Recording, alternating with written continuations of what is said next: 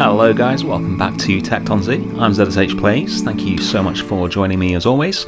Today we are back in the jungle and we're going to be doing something that I've wanted to do for ages, which is to build a habitat for sun bears. There is a lot to do, so let's get straight into it. The sun bear enclosure was one of the original designs that I came up with for this zoo, and I was really excited to make it. It was based on the Tekton bear ravine at Dudley Zoo, which was a really cool piece of architecture, and it was actually my main inspiration for the walls around the Grand Plaza as well. Those big white concrete walls with the roof on it and the bars, etc. But in Dudley Zoo, the enclosure there is built into the side of a hill, and then the ground falls away really rapidly, hence the bear ravine name. And so I knew I'd have to change it to get it into this zoo because we don't have that terrain here. So I've extended the walls so they were formed a complete circle. But when I built it, it just looked like a bear pit.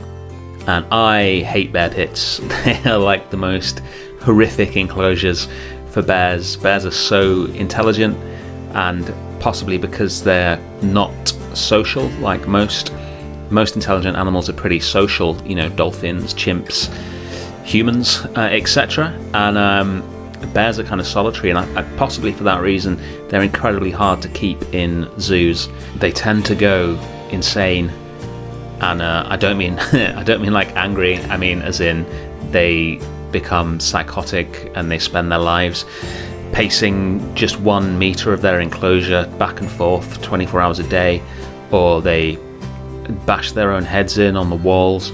It's pretty horrific. It's really hard to keep bears in zoos, and you've got to build an incredibly good enclosure if you're going to do that successfully, which happily you know, good zoos do these days.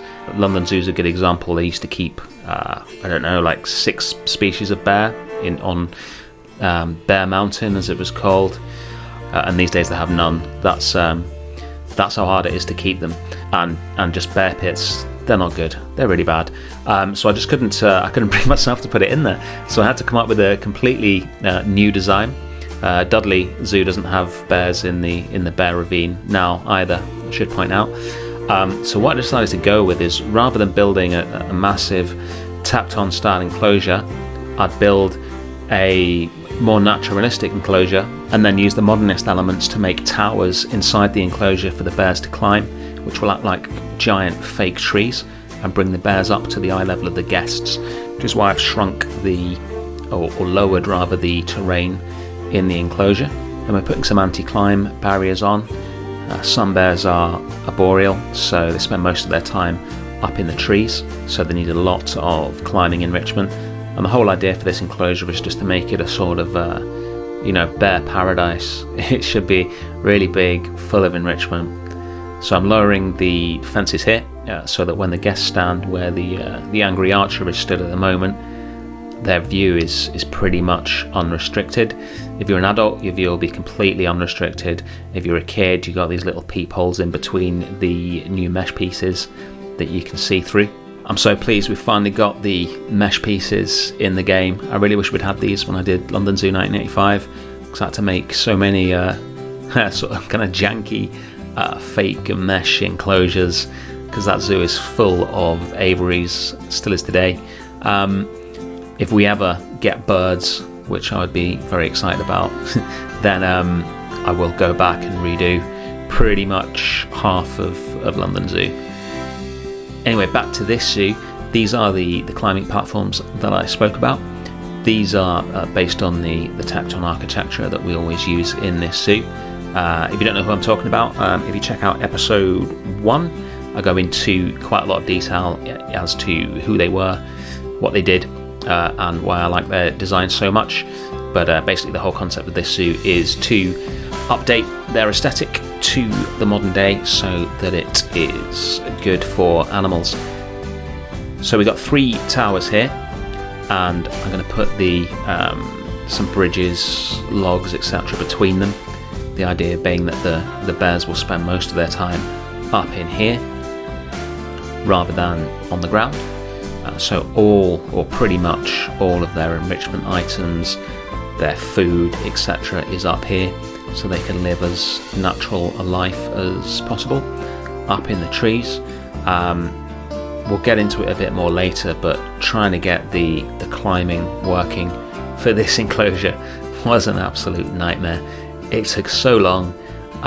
It went through so many changes, so some of the joins that you're seeing here look a little different in the end, because trying to have everything covered up with plaster and still have the bears happy to use it was well, impossible.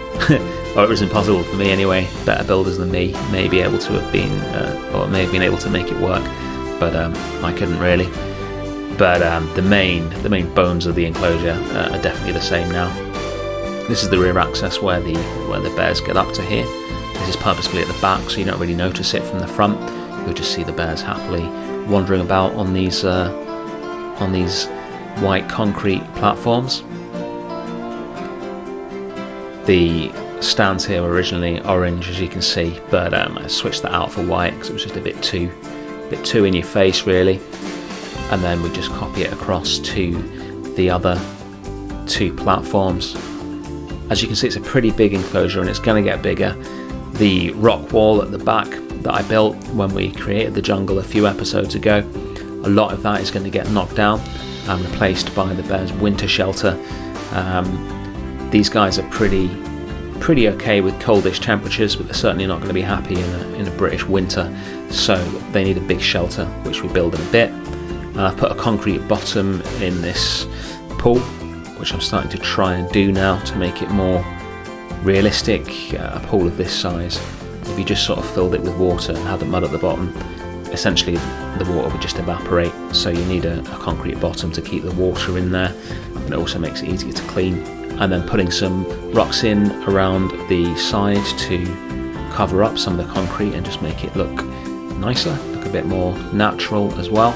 I think it's really important when you're making a enclosure that's pretty big like this one. You really need to concentrate on the rocks that you put in and the plants and the trees and the terrain painting like I'm doing here, so you don't just have a big expanse of green grass or mud or whatever it is that you're doing in the enclosure, because it just looks really unnatural. And we're going to come back and do quite a bit more work on this in a bit.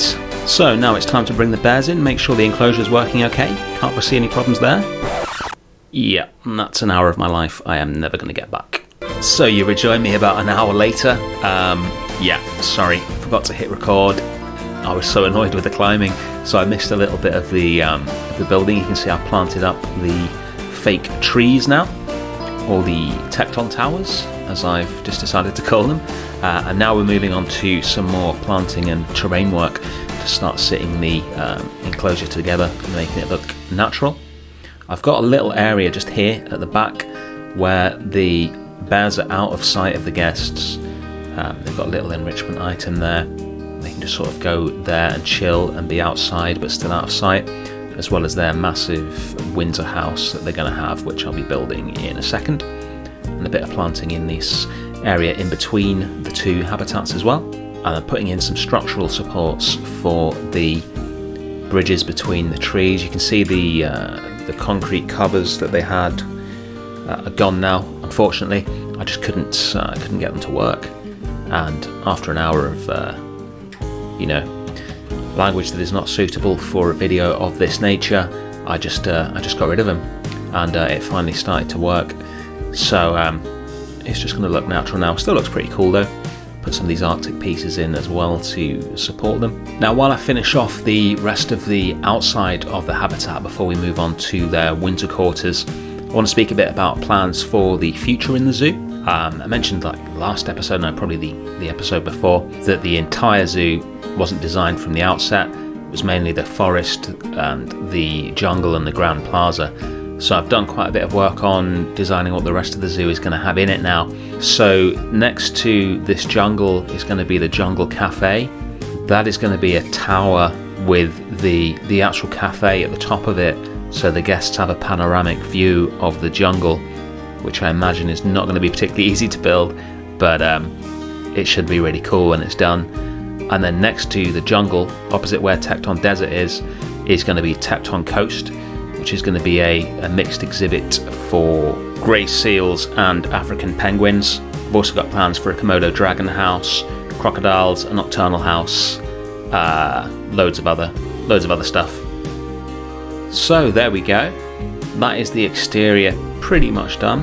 There's still some signage and a little bit more planting, etc. to go, but it looks pretty lush and pretty happy with it. I think there's good views for the guests when the bears are up in the tower, and the bears certainly seem eager to get in there. So let's move on now to their winter shelter. They're going to need quite a lot of indoor space because they won't want to be outside during winter. Now, this is a franchise mode zoo, so we do need to look after the animals' welfare, but to be honest, that's something that I sort of focus on when I play anyway. That's one of the main things for me, probably more so than the building, if I'm honest. The shelter requirements for the animals are normally pretty basic. It's like, okay, the bears need 200 meters, 100 meters, whatever it is, some tiny amount, just so they've got somewhere if it's snowing or whatever, where they're not outside.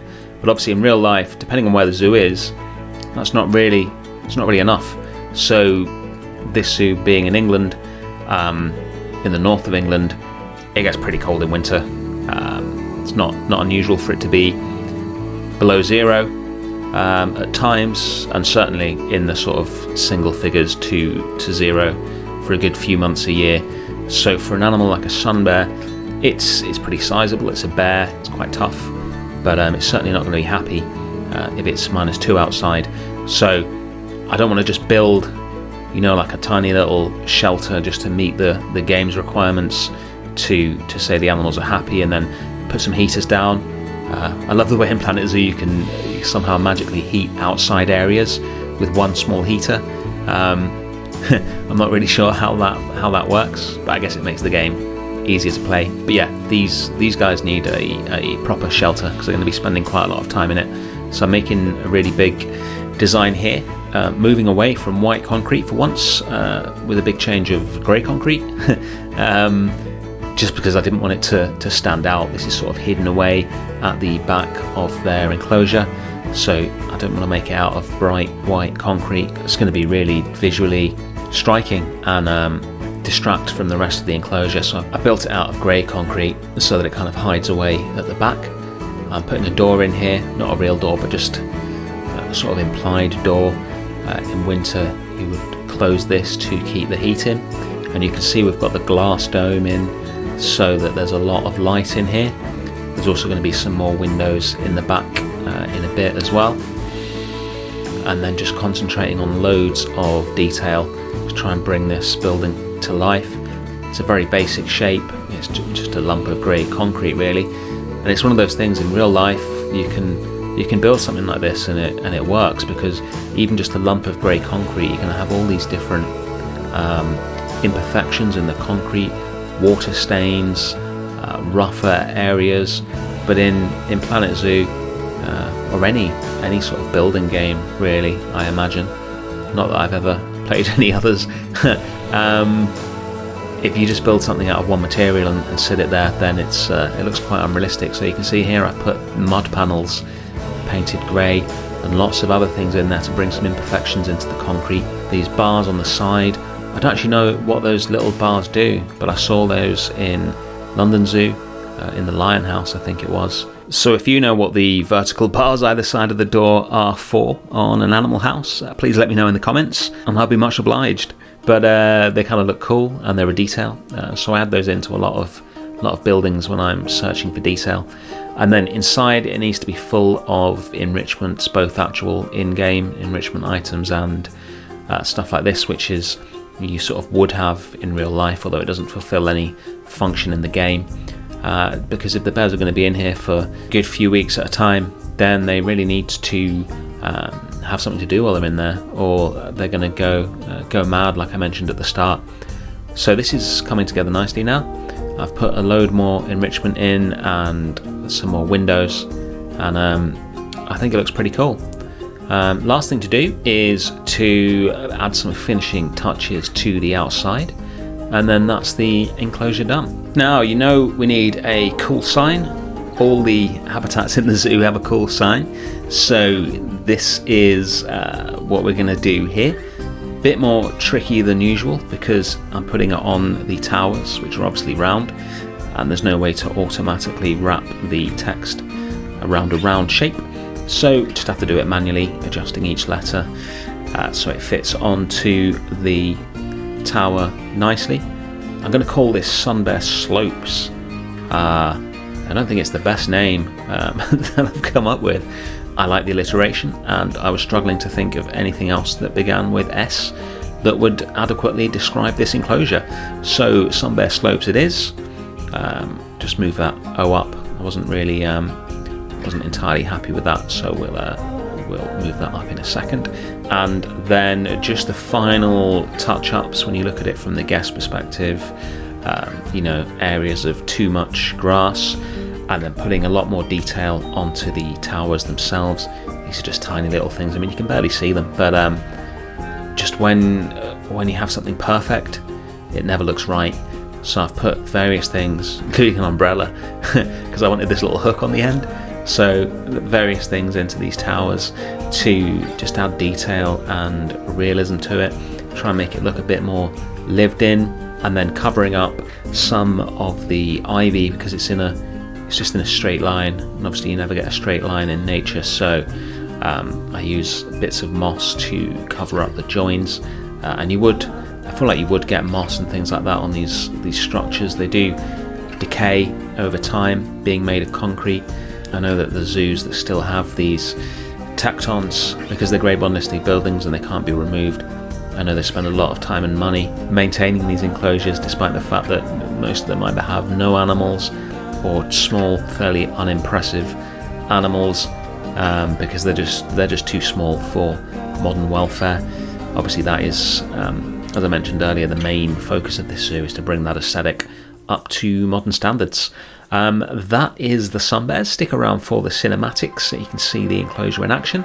Thank you so much for watching as always, and I will see you next week where we will continue with the jungle.